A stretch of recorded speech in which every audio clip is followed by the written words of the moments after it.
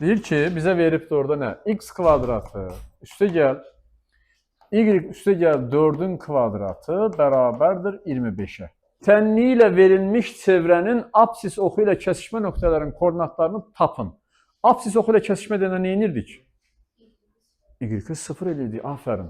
Y bərabərdir 0 olmalıdır apsisdən kəsişmə nöqtəsində. Yazaq indi yerinə. X kvadratı üstə gəl. 0 üstə gəl 4-ün kvadratı bərabərdir 25. Yəni x kvadratı üstə gəl bu eləyəcək 4 kvadratı 16. 25-i də keçək sağdan sola. Çıxılsın 25 bərabərdir 0. Alınır x kvadratı çıxılsın 9 bərabərdir 0. Bu nə deməkdir? X çıxılsın 3, x üstə gəl 3 bərabərdir 0. Ayrı-ayrıda 0-a bərabər edirik. X çıxılsın 3 0-dırsa x bərabərdir 3-ə.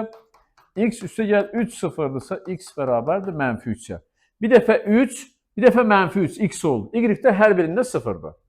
Yəni, ya 3 0-dır və ya mənfi 3 0-dır. Bizdən ikisini də soruşur onsuz da. İkisini də götürürük. 3 0, mənfi 3 0. Başa düşdük?